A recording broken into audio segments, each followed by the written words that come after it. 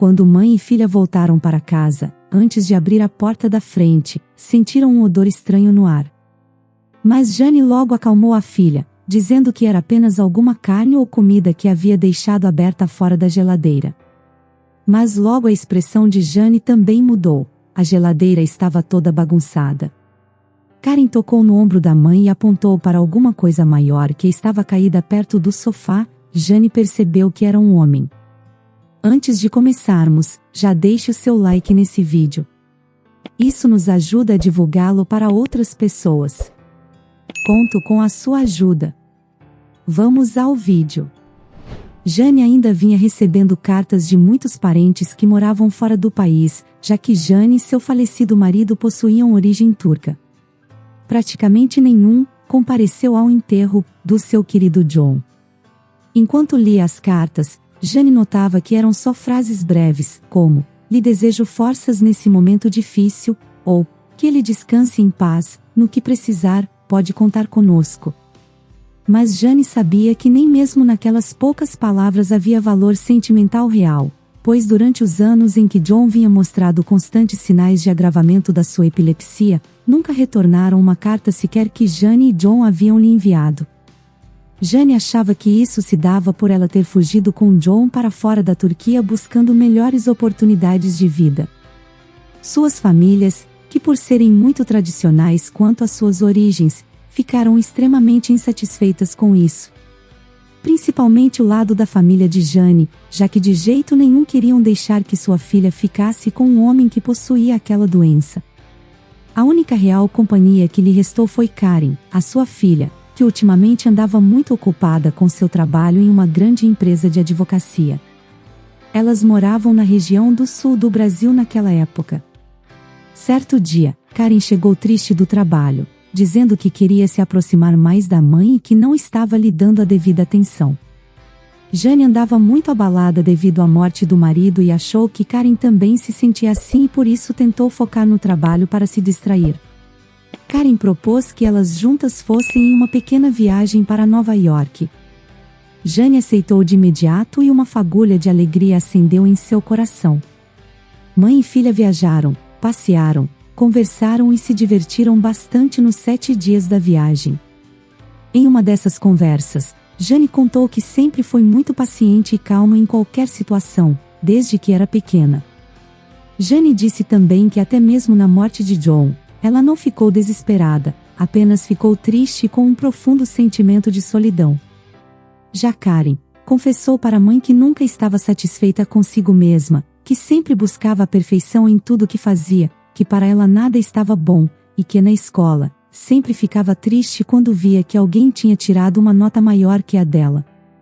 Karen também disse que focava muito no trabalho por causa disso, por não achar que estava fazendo o suficiente, e como seu pai não estava mais presente, esse sentimento havia ficado mais pesado. Numa dessas conversas, elas choraram muito, contando histórias boas que tiveram com John e deram-se muitos abraços pedindo desculpas uma à outra, e fazendo promessas de que iriam se reerguer juntas. Quando mãe e filha voltaram para casa, antes de abrir a porta da frente, sentiram um odor estranho no ar. Mas Jane logo acalmou a filha, dizendo que era apenas alguma carne ou comida que havia deixado aberta fora da geladeira. Quando abriram a porta, havia alguns objetos quebrados no chão, abajur, relógio de mesa, alguns vasos e outras pequenas coisas. Karen olhou espantada para a mãe, mas Jane novamente tentou acalmá-la dizendo que podia ter sido um gato que entrou, por elas terem deixado a porta aberta. Mas logo a expressão de Jane também mudou. A geladeira estava toda bagunçada, os armários da cozinha abertos, e parecia até mesmo haver fezes pelo chão. Karen tocou no ombro da mãe e apontou para alguma coisa maior que estava caída perto do sofá. Juntas, elas se aproximam devagar do móvel. Jane percebeu que era um homem, com roupas sujas e barba grande. Karen ficou alarmada, mas a mãe pediu para que ela se acalmasse. Então, Jane criou coragem e cutucou com o dedo as costas do homem que parecia inconsciente. Mas o sem-teto apenas resmungou algo, levantou e partiu para cima de Jane. Jane tentou se desprender dos braços do mendigo, mas ele olhou de uma forma ameaçadora para ela. Karen correu e tirou o celular do bolso para ligar para a polícia. O mendigo olhou para a menina e rangeu os dentes.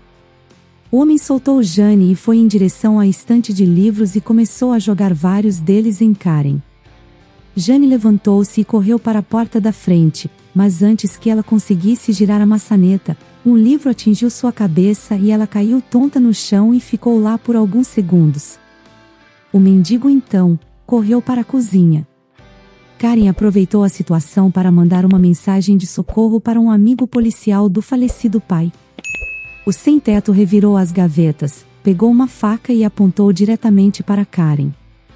A jovem implorou para que ele saísse, que elas iriam lhe dar o que ele quisesse se ele fosse embora, mas o sem-teto continuou a se aproximar com a faca em sua direção. Karen não conseguia pensar em nada, sua mente ficou em branco, estava aterrorizada. Jane se remexia no chão, recuperando a consciência. O sem-teto avançou contra Karen. Ela desviou pro lado, mas tropeçou e caiu. O homem foi contra a filha, apontando a faca, enquanto Karen se arrasta pelo chão. O sem-teto se preparava para desferir um golpe, mas Jane com a voz vacilante o questiona: "Você tem medo, não é?"